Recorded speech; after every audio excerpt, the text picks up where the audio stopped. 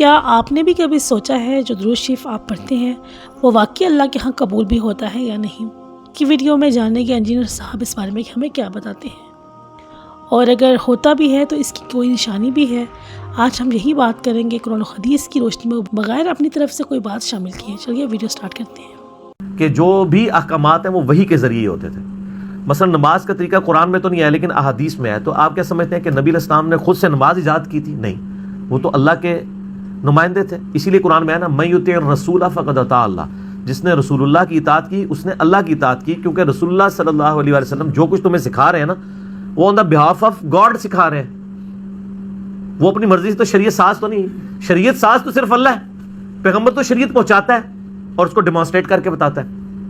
تو نبی علیہ السلام نے جو کچھ تعلیم فرمایا، اگر نماز کا طریقہ، نماز کے اندر پڑھنے کے لیے جو چیزیں سکھائیں گی، سب کچھ اللہ نے وحی کے ذریعے بتائی ہیں۔ کچھ حصہ قرآن میں آ گیا ہے، کچھ سنت میں ہے جو حدیث کی شکل میں ہے۔ بخاری مسلم میں حدیث ہے، حضرت عبداللہ ابن عباس کہتے ہیں کہ نبی علیہ السلام ہمیں نماز کا تشہد، التحیات للہ والصلوات والطیبات، اس طرح تعلیم فرماتے تھے جس طرح کے قرآن کی آیات، یہ تعلیم فرمایا۔ قرآن پاک میں آیا کہ جب جمعے کے لیے اذان دی جائے تو مسجد کی طرف لپکو، لیکن قرآن میں اذان کے الفاظ نہیں آئے، تو اس کا مطلب ہے جمعے کے لیے جو اذان دی جائے گی، اذان کا تو ذکر ہے، جو اذان کے الفاظ نبی علیہ السلام نے تعلیم کیے ہیں وہ بھی اللہ نے ان کو سکھائے ہیں، ٹھیک ہے۔ اسی طریقے سے درود شریف بھی اللہ نے سکھایا ہے۔ بخاری اور مسلم دونوں میں حدیث ہے، ڈیٹیل زیادہ صحیح مسلم میں ہے کہ نبی علیہ السلام سے چند اصحاب کی موجودگی میں ایک شخص نے آ کے پوچھا کہ ہم نے آپ پر جو سلام عرض کرنا ہے اس کا طریقہ تو سیکھ لیا، ہم پڑھتے ہیں السلام علیکم ایھا النبی ورحمۃ اللہ وبرکاتہ، آپ ہمیں ذرا یہ بھی سکھا دیں کہ ہم آپ پر اور آپ کے اہل بیت پر درود کیسے پڑھیں، آپ پر اور آپ کے اہل بیت پہ۔ تو آپ علیہ السلام نے فرمایا کہو اللہم، اس میں ایک حدیث میں الفاظ ہیں کہ آپ علیہ السلام خاموش ہو گئے۔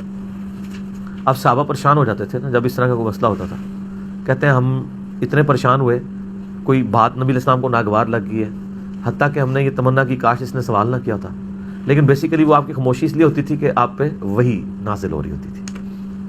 تھوڑی دیر بعد آپ نے فرمایا کہ کہو اللہم صلی علی محمد وعلی آل محمد کما صلیت علی ابراہیم وعلی آل ابراہیم انک حمید مجید، اور یہ پورا درود ابراہیمی۔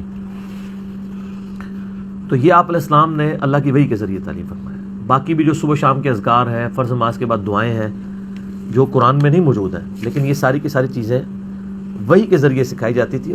سنت علیحدہ سے ایک پیرلل میں سورس ہے۔ سنن نبی داؤد میں حدیث ہے، مجھے قرآن اور اس کی مثل دیا گیا۔ مثل سے مراد یہ نہیں کہ درجے میں اس لیول پہ ہے، مثل سے مراد ان معنوں میں ہے کہ جس طرح قرآن ایک سورس ہے، پیرلل میں سنت بھی ہے۔ تو یہ دو متواتر پیرلل میں سورسز ہیں، بلکہ بعض سنتیں ایسی ہیں جو قرآن سے بھی پہلے کی ہیں، قرآن بعد میں آیا ہے۔ قرآن میں ہے الحج اشہر معلومات، حج کے مہینے سب کو معلوم ہے، تو اس کا مطلب ہے کہ قرآن سے پہلے کے چل رہے تھے، وہ سنت ابراہیمی نسل در نسل چل رہی تھی کہ حج کے مہینے کون سے ہیں؟ شوال، ذی قعدہ اور ذو الحجہ، 3 مہینے اس لیے ہیں کہ اس زمانے میں لوگ ایئر پلین پہ تو سفر نہیں کرتے تھے نا، رمضان کے فوراً بعد قافلے لے کے نکل پڑتے تھے حج کے لیے۔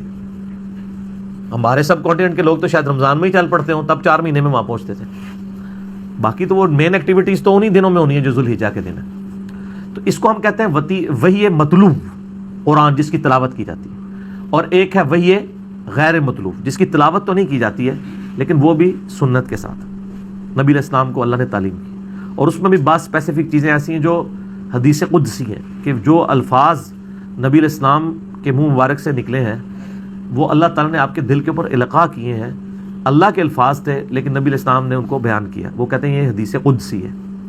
قرآن تو پورا ہی حدیث قدسی ہے، اس کے علاوہ بھی احادیث قدسی ہیں، وہ احادیث کی شکل میں ہمارے پاس موجود ہے، ٹھیک ہے۔ یہ جتنے الفاظ جن میں اللہ تعالیٰ اور بندے کا ریلیشن شپ ہے وہ سب کے سب حدیث قدسی ہیں۔ تو یہ احادیث آپ کو بخاری مسلم میں مل جائیں گی، مشکات کے اندر مل جائیں گی۔ مشکات آپ لے لیں، یہ احادیث جو صحیح سند کے ساتھ ہیں وہی الہی ہے۔ باقی ظاہر ہے کہ ان میں کہیں پہ اختلاف آتا ہے تو ہم اس کو قرآن لیول کا درجہ تو نہیں دیتے، قرآن تو باللفظ محفوظ ہے، حدیث میں بھی کئی چیزیں باللفظ بھی ہیں، بالمفہوم بھی ہیں۔ باقی جو دعائیں آپ نے من و ان تعلیم فرمائی ہیں نا پڑھنے کے لیے چیزیں، وہ تو باللفظ ہی لوگوں نے یاد کی ہیں، رٹا مار کے، جس طرح قرآن رٹا مار کے چل رہا ہے، رٹا تو مارنا پڑے گا، کرائمنگ تو کرنی پڑے گی، ورنہ تو آپ الفاظ اس طریقے سے کنوے نہیں کر سکتے۔ مفہوم تو کنوے ہو سکتا ہے لیکن الفاظ کنوے ہونے میں، اس لیے آپ دیکھ لیں تشہد، آپ دیکھیں آپ انڈونیشیا کے مسلمان کا تشہد سن لیں یا ادھر کا، وہ ایک ہی پڑھ رہا ہوگا، فرق نہیں ہوگا۔ سبحان ربی العظیم رکوع میں وہ پڑھ ہی رہا ہوگا، ٹھیک ہو گیا۔ تو یہ چیزیں احادیث کی شکل موجود ہیں۔ تو درود ابراہیمی بھی نبی علیہ السلام کو اللہ تعالیٰ نے وحی کے ذریعے سکھایا، اور یہ محمد اور آل محمد میں یہ بعض لوگ غلو کرتے ہیں، یہ آل محمد سے مراد پوری امت ہے، پوری امت مراد نہیں ہے۔ آل کا مطلب جو قرآن میں آیا وہ والے کے لیے بھی آتا ہے، آل فرعون والے، اس اعتبار سے تو ہم بھی آل محمد ہیں، لیکن جو درود شریف میں آل محمد ہے نا وہ اہل بیت ہے، کیونکہ بخاری میں الفاظ ہیں آپ اور آپ کے اہل بیت پہ درود کیسے پڑھیں۔ تو امت میں سے سوائے جو آپ علیہ السلام کے وہ اہل بیت ہیں، آل علی، آل عباس، آل عقیل اور آل جعفر، ان کے علاوہ کوئی نہیں دعویٰ کر سکتا کہ میں اہل بیت ہوں۔ آل محمد ضرور ہے، لیکن آل محمد اور اہل بیت یہ انٹرچینجبل ورڈ ہے، جس طرح میں نے بتایا تھا جہاد اور قتال۔ یہاں پر آل محمد سے مراد وہ اسپیسیفک آل محمد ہے جو نبی علیہ السلام کے خاندان کے لوگ ہیں، کیونکہ حدیث میں بخاری میں الفاظ ہے اہل بیت پر، آپ اور آپ کے اہل بیت پر درود کیسے بھیجیں۔ تو جو لوگ ذرا اہل بیت سے بغض رکھتے تھے انہوں نے وہ آل کا ترجمہ کیا، تو وہ بخاری بھی کھول کے ذرا پڑھ لیں۔ میں نے اس لیے یوٹیوب پہ میرا کلپ بھی ہے درود اور اہل بیت کے دشمن، تو اس میں نے یہ چیزیں بتائی تھیں، آج میں نے ضمن بھی ذکر کر دیا۔ باقی ایک مجلس میں نبی صلی اللہ علیہ وآلہ وسلم کا جب ذکر ہو تو ایک دفعہ درود شریف پڑھنا ضروری ہے۔ جامعہ ترمذی میں حدیث ہے کنجوس ہے وہ شخص جس کے سامنے میرا ذکر ہو اور مجھ پر درود نہ پڑھے۔ اللہم صلی علی محمد وعلی آل محمد، ترمذی میں موجود ہے اور ڈیٹیل اس کی حاکم میں صحیح سند کے ساتھ ہے۔ نبی علیہ السلام ایک دفعہ یعنی مسجد میں داخل ہوئے، ممبر کی پہلی سیڑھی پہ قدم رکھا، کہا آمین، دوسری پہ رکھا، کہا آمین، تیسری پہ رکھا، آمین۔ صحابہ نے کہا یہ کیا، آج تم نے آپ کو ایسا عمل کرتے دیکھا جو پہلے نہیں۔ فرمایا جبرائیل علیہ السلام میرے پاس آئے تھے، پہلی سیڑھی پہ قدم رکھا، انہوں نے کہا تباہ و برباد ہو جائے وہ شخص جس کے سامنے آپ کا ذکر اور وہ درود نہ پڑے، اللہم صلی علی محمد وعلی آل محمد۔ میں نے کہا آمین۔ دوسری سیڑھی پہ قدم رکھا، انہوں نے کہا تباہ و برباد ہو جائے وہ شخص جو ماں باپ کو بڑھاپے میں دونوں کو یا دونوں میں سے ایک کو پائے اور ان کی خدمت کر کے اپنی مغفرت نہ کروا سکے۔ میں نے کہا آمین۔ تیسری پہ قدم رکھا تو انہوں نے کہا کہ برباد ہو جائے وہ شخص، اس کی ناک خاک آلود ہو، کہ جو شخص رمضان کا مہینہ پائے اور اپنی مغفرت نہ کروا سکے۔ تو میں نے کہا آمین۔ کہ جو بھی احکامات ہیں وہ وحی کے ذریعے ہوتے تھے۔ مثلا نماز کا طریقہ قرآن میں تو نہیں ہے لیکن احادیث میں ہے۔ تو آپ کیا سمجھتے ہیں کہ نبی علیہ السلام نے خود سے نماز ایجاد کی تھی؟ نہیں، وہ تو اللہ کے نمائندے تھے۔ اسی لیے قرآن میں ہے نا من یطع الرسول فقد اطاع اللہ، جس نے رسول اللہ کی اطاعت کی اس نے اللہ کی اطاعت کی، کیونکہ رسول اللہ صلی اللہ علیہ وسلم جو کچھ تمہیں سکھا رہے ہیں نا وہ آن دا بہاف آف گاڈ سکھا رہے ہیں، وہ اپنی مرضی سے تو شریعت ساز تو نہیں، شریعت ساز تو صرف اللہ ہے، پیغمبر تو شریعت پہنچاتا ہے اور اس کو ڈیمانسٹریٹ کر کے بتاتا ہے۔ تو نبی علیہ السلام نے جو کچھ تعلیم فرمایا، اگر نماز کا طریقہ، نماز کے اندر پڑھنے کے لیے جو چیزیں سکھائیں یہ سب کچھ اللہ نے وحی کے ذریعے بتائی ہیں۔ کچھ حصہ قرآن میں آ گیا ہے، کچھ سنت میں ہے جو حدیث کی شکل میں ہے۔ بخاری مسلم میں حدیث ہے، حضرت عبداللہ ابن عباس کہتے ہیں کہ نبی علیہ السلام ہمیں نماز کا تشہد، التحیات للہ والصلوات والطیبات اس طرح تعلیم فرماتے تھے جس طرح کے قرآن کی آیات، یہ تعلیم فرمایا۔ قرآن پاک میں آیا کہ جب جمعے کے لیے اذان دی جائے تو مسجد کی طرف لپکو، لیکن قرآن میں اذان کے الفاظ نہیں آئے، تو اس کا مطلب جمعے کے لیے جو اذان دی جائے گی، اذان کا تو ذکر ہے، جو اذان کے الفاظ نبی علیہ السلام نے تعلیم کیے ہیں وہ بھی اللہ نے ان کو سکھائے ہیں، ٹھیک ہے۔ اسی طریقے سے درود شریف بھی اللہ نے سکھایا ہے۔ بخاری اور مسلم دونوں میں حدیث ہے، ڈیٹیل زیادہ صحیح مسلم میں ہے کہ نبی علیہ السلام سے چند اصحاب کی موجودگی میں ایک شخص نے آ کے پوچھا کہ ہم نے آپ پر جو سلام عرض کرنا ہے اس کا طریقہ تو سیکھ لیا، ہم پڑھتے ہیں السلام علیکم ایھا النبی ورحمۃ اللہ وبرکاتہ، آپ ہمیں ذرا یہ بھی سکھا دیں کہ ہم آپ پر اور آپ کے اہل بیت پر درود کیسے پڑھیں، آپ پر اور آپ کے اہل بیت پہ۔ تو آپ علیہ السلام نے فرمایا کہو اللہم، اس میں ایک حدیث میں الفاظ ہیں کہ آپ علیہ السلام خاموش ہو گئے۔ اب صحابہ پریشان ہو جاتے تھے نا جب اس طرح کا کوئی مسئلہ ہوتا تھا، کہتے ہیں ہم اتنے پریشان ہوئے، کوئی بات نبی علیہ السلام کو ناگوار لگ گئی ہے، حتیٰ کہ ہم نے یہ تمنا کی کاش اس نے سوال نہ کیا ہوتا، لیکن بیسیکلی وہ آپ کی خاموشی اس لیے ہوتی تھی کہ آپ پہ وحی نازل ہو رہی ہوتی تھی۔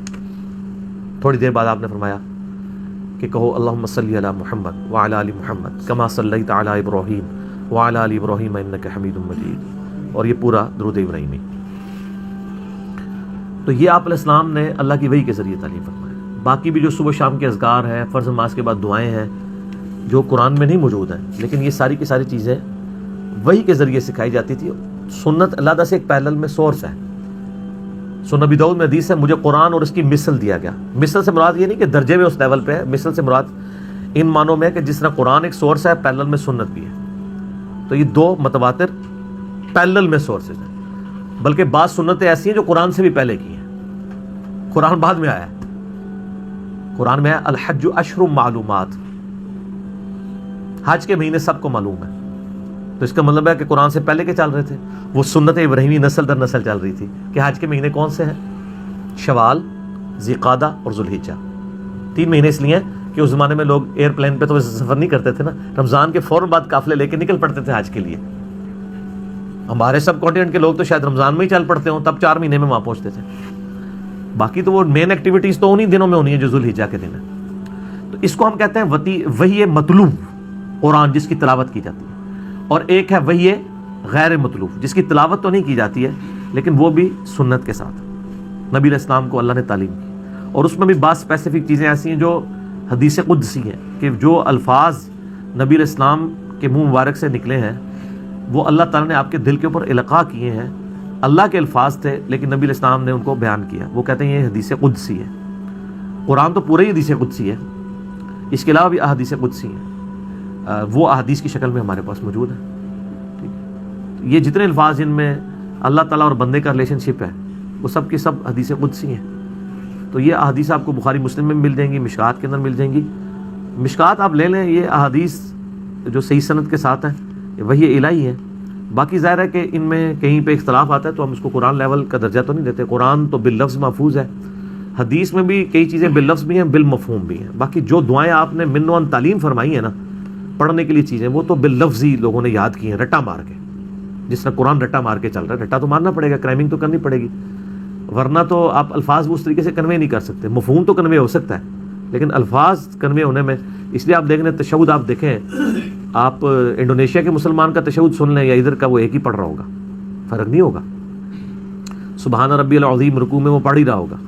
ٹھیک ہو گیا، تو یہ چیزیں احادیث کی شکل موجود ہیں۔ تو درود ابراہیمی بھی نبی علیہ السلام کو اللہ تعالیٰ نے وحی کے ذریعے سکھایا، اور یہ محمد اور آل محمد میں یہ بعض لوگ غلو کرتے ہیں، یہ آل محمد سے مراد پوری امت ہے، پوری امت مراد نہیں ہے۔ آل کا مطلب جو قرآن میں آیا وہ والے کے لیے بھی آتا ہے، آل فرعون والے، اس اعتبار سے تو ہم بھی آل محمد ہیں، لیکن جو درود شریف میں آل محمد ہے نا وہ اہل بیت ہے، کیونکہ بخاری میں الفاظ ہیں آپ اور آپ کے اہل بیت پہ درود کیسے پڑھیں۔ تو امت میں سے سوائے جو آپ علیہ السلام کے وہ اہل بیت ہیں، آل علی، آل عباس، آل عقیل اور آل جعفر، ان کے علاوہ کوئی نہیں دعویٰ کر سکتا کہ میں اہل بیت ہوں۔ آل محمد ضرور ہے، لیکن آل محمد اور اہل بیت یہ انٹرچینجبل ورڈ ہے، جس طرح میں نے بتایا تھا جہاد اور قتال، یہاں پر آل محمد سے مراد وہ اسپیسیفک آل محمد ہے جو نبی علیہ السلام کے خاندان کے لوگ ہیں، کیونکہ حدیث میں بخاری میں الفاظ ہے اہل بیت پر، آپ اور آپ کے اہل بیت پر درود کیسے بھیجیں۔ تو جو لوگ ذرا اہل بیت سے بغض رکھتے تھے انہوں نے وہ آل کا ترجمہ کیا، تو وہ بخاری بھی کھول کے ذرا پڑھ لیں، میں نے اس لیے یوٹیوب پہ میرا کلپ بھی ہے درود اور اہل بیت کے دشمن، تو اس میں میں نے یہ چیزیں بتائی تھیں، آج میں نے ضمن بھی ذکر کر دیا۔ باقی ایک مجلس میں نبی صلی اللہ علیہ وآلہ وسلم کا جب ذکر ہو تو ایک دفعہ درود شریف پڑھنا ضروری ہے۔ جامعہ ترمذی میں حدیث ہے کنجوس ہے وہ شخص جس کے سامنے میرا ذکر ہو اور مجھ پر درود نہ پڑھے، اللہم صلی علی محمد وعلی آل محمد۔ ترمذی میں موجود ہے اور ڈیٹیل اس کی حاکم میں صحیح سند کے ساتھ ہے۔ نبی علیہ السلام ایک دفعہ یعنی مسجد میں داخل ہوئے، ممبر کی پہلی سیڑھی پہ قدم رکھا کہا آمین، دوسری پہ رکھا کہا آمین، تیسری پہ رکھا آمین۔ صحابہ نے کہا یہ کیا، آج تو ہم نے آپ کو ایسا عمل کرتے دیکھا جو پہلے نہیں۔ فرمایا جبرائیل علیہ السلام میرے پاس آئے تھے، پہلی سیڑھی پہ قدم رکھا، انہوں نے کہا تباہ و برباد ہو جائے وہ شخص جس کے سامنے آپ کا ذکر اور وہ درود نہ پڑے، اللہم صلی علی محمد وعلی آل محمد۔ میں نے کہا آمین۔ دوسری سیڑھی پہ قدم رکھا، انہوں نے کہا تباہ و برباد ہو جائے وہ شخص جو ماں باپ کو بڑھاپے میں دونوں کو یا دونوں میں سے ایک کو پائے اور ان کی خدمت کر کے اپنی مغفرت نہ کروا سکے، میں نے کہا آمین۔ تیسری پہ قدم رکھا تو انہوں نے کہا کہ برباد ہو جائے وہ شخص، اس کی ناک خاک آلود ہو، کہ جو شخص رمضان کا مہینہ پائے اور اپنی مغفرت نہ کروا سکے، تو میں نے کہا آمین۔ جیسے کہ حدیث مبارکہ میں آتا ہے کہ جو شخص مجھ پر ایک بار درود پڑھتا ہے اللہ اس پر 10 رحمت نازل فرماتا ہے۔ اسی طرح ایک اور حدیث میں آتا ہے کہ فرشتے تمہارا درود مجھ تک پہنچاتے ہیں۔ علماء نے اس سے یہ بات بیان کی ہے کہ درود صرف ضائع نہیں ہوتا بلکہ اللہ کے ہاں پہنچتا ہے۔ قبولیت کی نشانی کے بارے میں اہل علم کہتے ہیں کہ اگر بندہ کثرت سے درود پڑھنے لگے، اس کے دل میں نبی صلی اللہ علیہ وسلم کی محبت بڑھ جائے اور نیکی کی طرف رغبت پیدا ہو جائے تو یہ اس بات کی علامت ہے کہ اس کا درود شریف قبول ہو جاتا ہے، کیونکہ اللہ جب کسی عمل کو قبول کرتا ہے تو بندے کو اس پر مزید قائم رکھتا ہے۔ آخر میں صرف اتنا کہوں گی لہٰذا درود شریف پڑھتے رہیں، یہ کبھی ضائع نہیں ہوتا، اور اگر آپ کے دل میں نبی صلی اللہ علیہ وسلم کی محبت بڑھ رہی ہے تو سمجھ جائیں یہ بہت بڑی خوشخبری ہے۔ اللہ تعالیٰ ہمیں کثرت سے درود شریف پڑھنے کی توفیق عطا کرے، آمین۔ آج کی ویڈیو صرف یہیں تک، کل ملتے ہیں کہ نئی ویڈیو میں ایک نئے ریئیکشن کے ساتھ۔ اللہ حافظ۔